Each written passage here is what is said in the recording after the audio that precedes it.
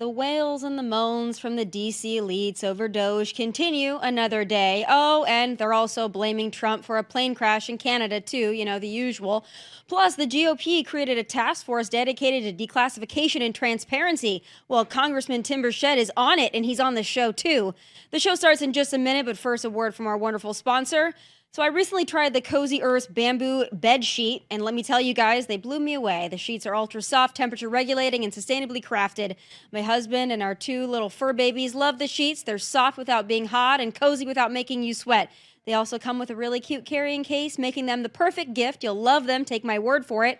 Cozy Earth also blessed me with my new favorite pajama set. The Cozy Earth bamboo pajama sets are not only stylish, but breathable. They have buttery soft fabric that you won't want to take off. I love lounging at home in them with the husband and the dogs, and they're always with me when I travel for work. They're cute and they're comfortable and they're breathable.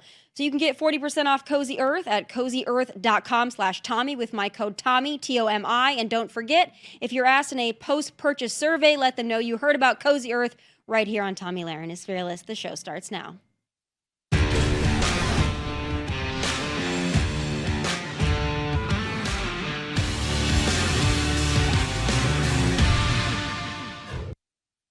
The Trump administration is dedicated to transparency, whether that be in the form of exposing government waste, fraud, and abuse, or even something as taboo as gasp federal secrets. Well, the GOP just announced members for a task force dedicated to that very thing. And my next guest, and Tennessee's U.S. Congressman Tim Burchett, is on it, and the congressman joins me now. All right, Congressman. I have a lot to ask you. So I want to start with the task force, though, because Tennessee is very proud that you're on it. And when we talk about federal secrets, there are a lot of secrets that we feel that the federal government has and has been withholding from us. So tell me some of the juicy secrets that the American people might learn about from this task force. Hopefully the Epstein files will be brought to the light. I doubt they will. I honestly do. So why not, though? Because if we've got Kash Patel, which we hope is going to be confirmed any day now, right? In charge of the FBI, he's vowed previously to release those. Senator Marsha Blackburn has also been hot on that trail. Yeah. Why would we not be able to get the Epstein files? Because Kash Patel wasn't in charge of the FBI when it all went down. Just like the Kennedy files. 60 years later, John F. Kennedy getting shot, it was a huge cover-up. There's a lot of things wrong with it. The firearm used, the firearm displayed. They brought out it's called a Mannlicher Italian carbine. It was written up one time as the only gun that never went to war. I've got one. It's a terrible gun. You could have gone to a Western Auto back then and just bought one back then. You could have bought an M1 with a scope and probably done a lot better job with it. They held up a Mauser as the gun used. Yet we've been asking for these files for decades. Now, the FBI miraculously found 14,000 new files. Wow. Now, are those files real? Were they misplaced? What's going on? Generally, Washington runs on power and control.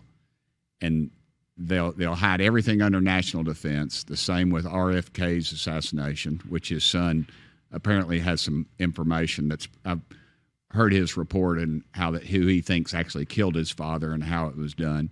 And also Martin Luther King. I know some people that were there in Memphis and some of the irregularities there.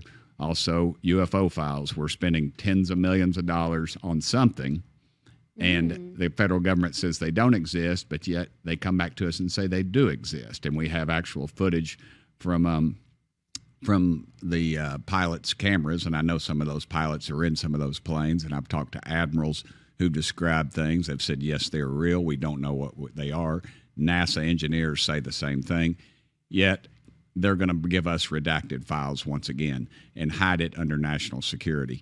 It's all this Washington deal. We don't trust them for good reason, ma'am, and I don't think we ever will. And now my friend Anna Paulina Luna, I was on the phone with her twice today already. She is fired up. She chairs the committee. She asked me to serve on it. We've been great friends since she got to Congress. She's got a wonderful husband and her little baby boy. Call him Baby Henry. He's wonderful. She's dynamic and she wants to get to the bottom of it. But I just don't have a lot of faith. I guess I'm raining on everybody's parade. But I've been lied to too many times, and it's not going to come easy, and it's going to be kicking and screaming. But the only person that can do that is Donald J. Trump. The problem is, I'm afraid the trail has been cleared before we get there. Well, that feels real guilty, especially when people are coming up for someone like a Jeffrey Epstein. Concerning. We're hoping that we get it. If there's anybody that can do it, it's you guys and, of course, yes, President Donald Trump. But speaking of kicking and screaming, right? The average American, as you know here in Tennessee, we're rather confused as to why Democrats would pick waste, fraud, and abuse as the hill they want to die on. It's perhaps even more confusing than men and women's sports. At least there's a contingency of people that, like that thing. But as far as the government wasting our money, a lot of people are not real excited about it. And when you look at the things that DOGE and Elon have already uncovered, it's really bizarre that Democrats would try to defend those things. I want to play a little clip from President Trump reading off some of those things in case folks haven't heard some of the more ridiculous and bizarre things we're wasting money on. Let's take a listen. $520 million for a consultant on the environment, $25 million to promote biodiversity conservation and promote licit livelihoods by developing socially responsible behavior in the country of Colombia. Well, it's nice, $25 million to go into Colombia for something that nobody ever heard of. $40 million to improve the social and economic inclusion of sedentary migrants, $19 million for biodiversity conservation in Nepal, $1.5 million for voter confidence. We want to give them confidence in Liberia, $47 million for improving learning outcomes in Asia. Asia's doing very well. They're doing a lot better than we do in the schools, aren't they? Yeah, so the list goes on and on, really. I mean, you know better than I. Yes, ma'am. When you talk I know you have Democrat friends. When you talk to them behind closed doors, are they saying, yeah, we know a lot of this stuff is ridiculous, but we have to play the game? Or what are those conversations like? Some are, but as Marjorie Taylor Greene and I have this conversation almost weekly, our biggest fear and our biggest pushback is going to come from our side of the aisle. I mean, I know the people on the Democrat side are Marxists, some of them openly. They're friendly about it, but they are Marxists. But I feel like as in the past, it's going to come from our side. What's going to happen? All that money. I mean, $10 million for voluntary circumcisions. I'm glad they put the voluntary circumcisions in Madagascar. I mean, what's that about? You've got to ask yourself: is the money really going to these programs?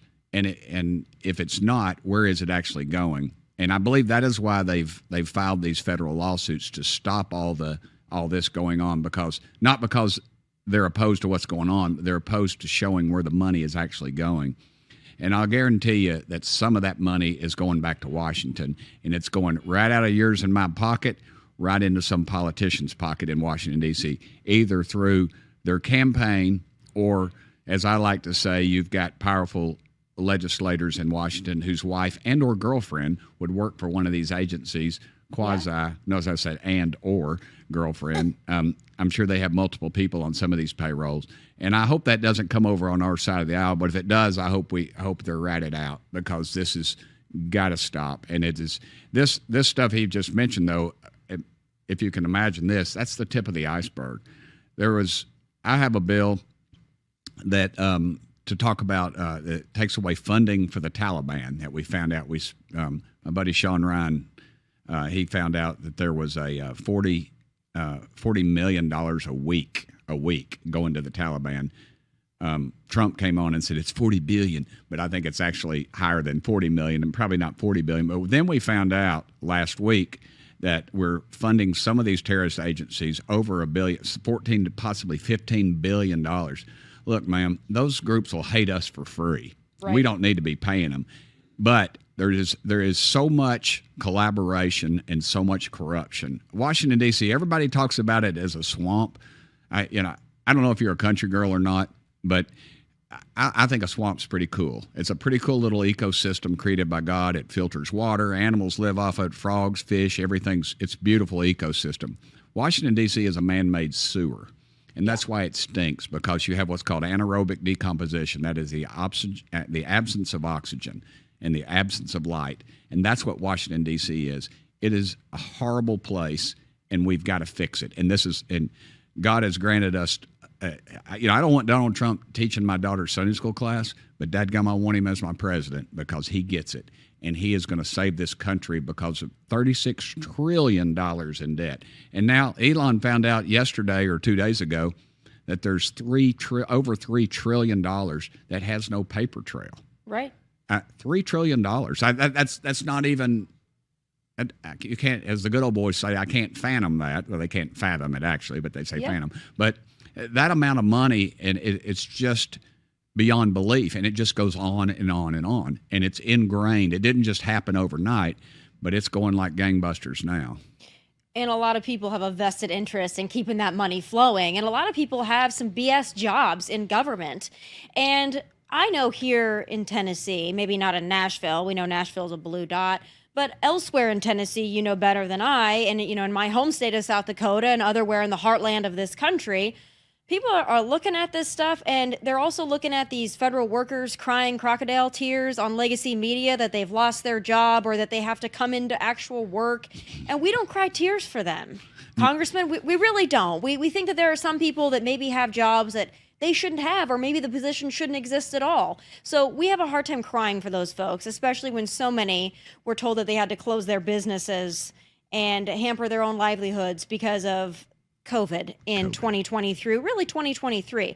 Other things I want to talk to you about, though, because there's a lot of news of the day stuff that's breaking, and the hysteria continues from the left.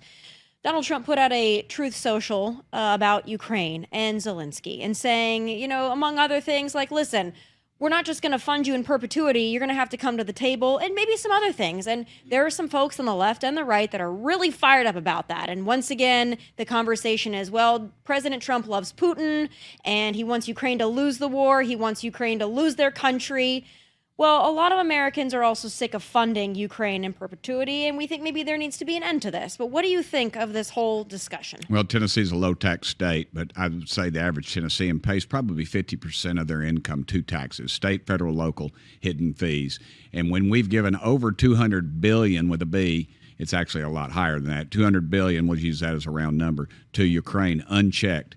And then when you see we gave them our missile defense system, then by rule, we had to replenish our missile defense system. Guess what?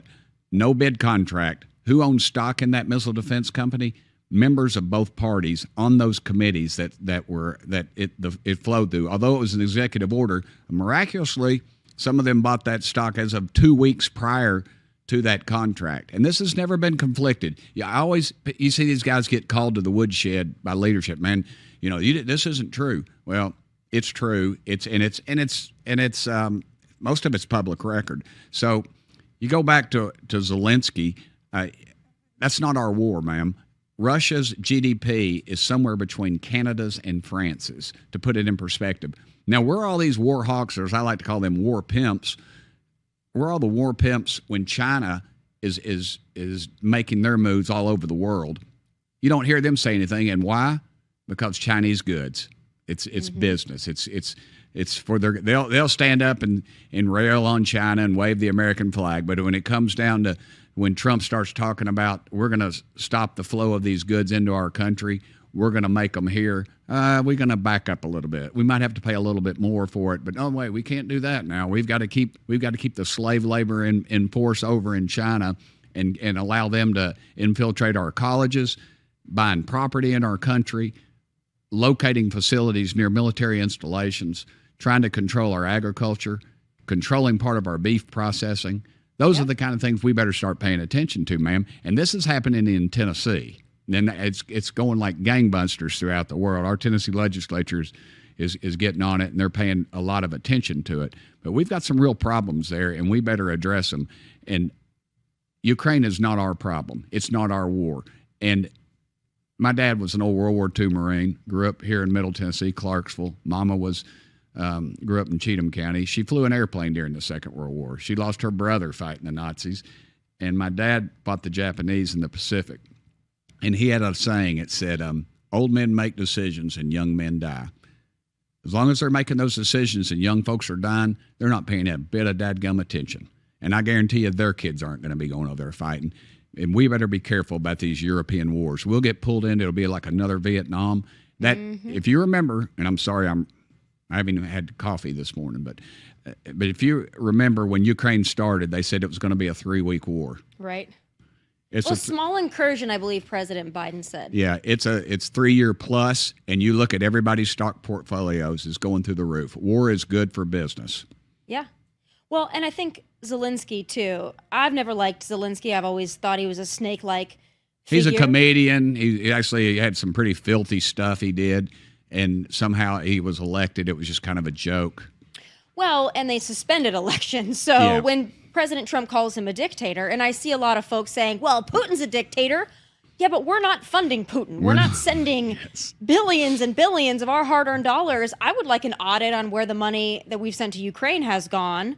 I would like an audit on Zelensky. I think we'd uncover some really miraculous stuff there. Maybe he's living a little higher on the hog than he would like to admit. We know he loves to do his tours. He loves to garner sympathy from Hollywood. I have very little sympathy for Zelensky himself, whereas the Ukrainian people, I hope that they can see an end to this war and stop the bloodshed. Lots of things I want to talk to you about in the remaining little tiny bit I have with you. Yes, ma'am. I have to talk about illegal immigration. So I'm going to tell you something that I'm stunned about.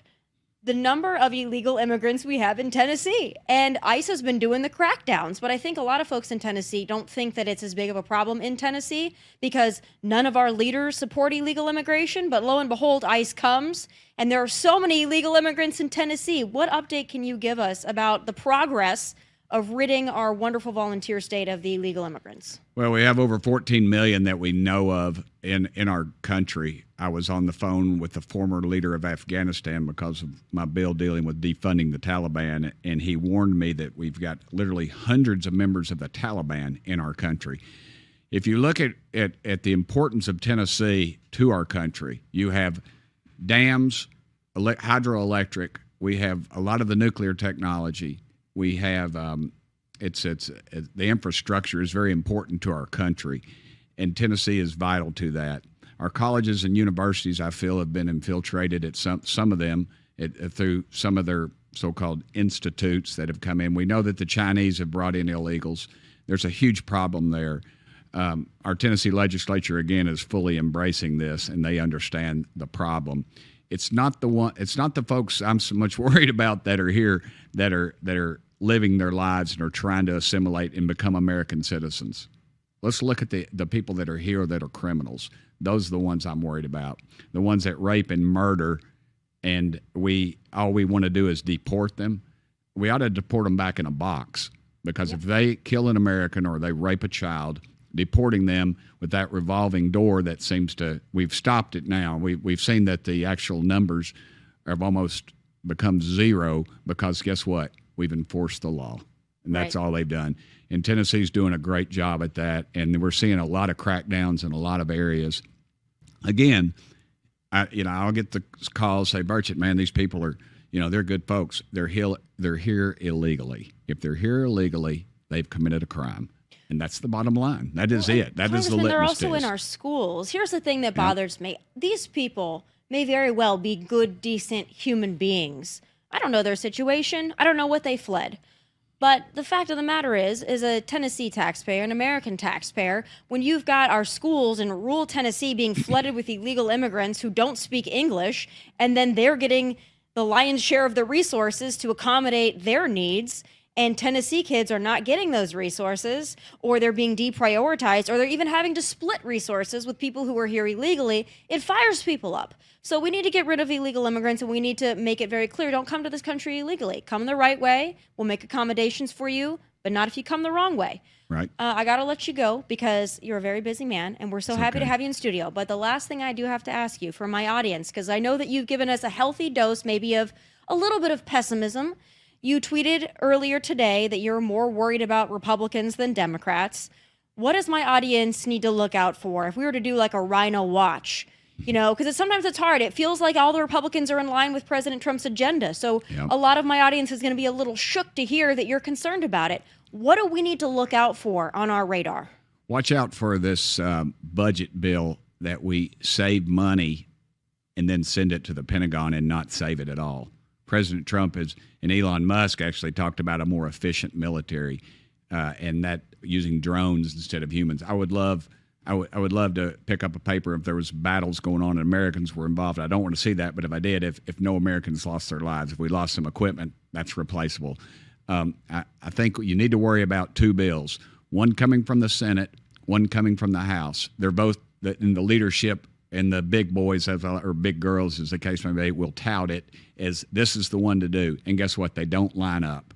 They don't line up. And then we go back and pass some crazy omnibus, which is just a continuation of bad spending. And they're like, oh, that evil Senate, oh, that evil House. Watch that stuff. And read the dadgum bills. They're public record. If you don't know how to get them, like me, get my 17-year-old daughter to show me how to use that dadgum computer and start reading what's in these bills. If there's a 3,000-page bill, you better read it. And it better not be 15 minutes prior to, because that's what in the past we've done. Tennessee is a well-run state, and one of the reasons is single-issue spending bills. If we could get back to that, they would say, oh, we'll be here all night. Well, dadgummit, we make over $170,000 a year. We ought to be there all night working. We ought to be reading those bills. Some making millions, miraculously, yes, Congressman. Ma'am. It's amazing. Maybe we'll figure that one out. I'd love to see it. I have a $13,000 portfolio. My buddy Tommy Seiler in Knoxville on Gay Street runs it for me. So it was like 12,000. Now it's up to 13. So I'm kind of kicking in right now. There you go. Well, we know that you are a man of the people, and we know that you represent Tennessee, well, maybe not Nashville specifically, but the greater state of Tennessee, and we appreciate you. We appreciate you for being here in studio, even though it's snowing outside and cold. It is a snowstorm by Tennessee standards, so I really appreciate it, Congressman. Thank you so much for fighting for us. Ma'am, it's a blessing, and thank you so much for having me on. I'm very honored. Of course, and thank you for giving us all the dirty details about who we need to watch, because that's good information. All right, folks, we've got final thoughts coming up in just a moment. We will be right back. The D.C. swamp creatures are doing their very best to convince you and I that they should all keep their jobs at your expense and spend the rest of your hard-earned money on global DEI and illegal aliens. Well, I have some final thoughts, sponsored by Cozy Earth, right after this.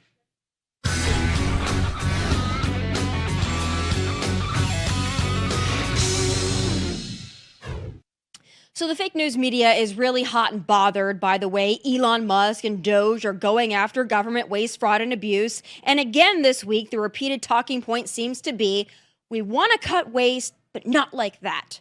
Well, guess what, buccos? The way DC has been doing it for the last 30 years has apparently not worked. The methodical process didn't work. Business as usual in the swamp changed nothing.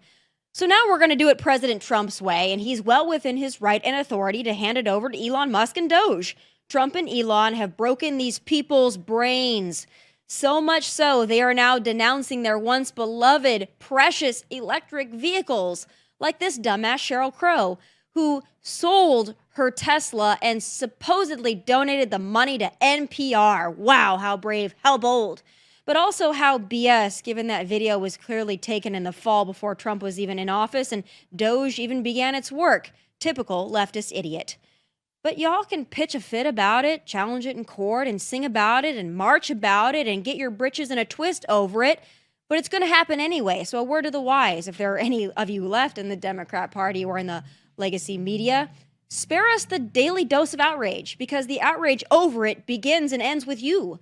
Your fellow Americans who do not profit off of the government but rather fund it are outraged over what the government has been spending our money on, like the multi-billions that have gone to illegal aliens and the NGOs who have aided and abetted the illegal aliens. Like, what the hell is this? If you want to know why the bureaucrat class is so upset about both DOGE accounting and border securing, well, look no further than how much these quacks were making off of it. 77 million Americans voted for total upheaval, and we're getting our votes worth. It may make the entrenched DC rats uncomfortable, but the rest of us have been uncomfortable for the last 4 years, so I guess it's your turn. You'll get over it or don't, but it's not my problem. But those are my final thoughts. Please be sure to tune in tomorrow live at 1 p.m. Eastern. Catch full episodes of this show on Fox Nation whenever you like. Also, please like and subscribe to the YouTube channel at Tomi Lahren is Fearless. From Nashville, God bless and take care. Hey, thanks for watching. If you want more of my hottest takes, must-see conversations, and of course, my final thoughts, click here and make sure you subscribe here so you never miss a beat. I'll be here every weekday, and I hope you'll join me.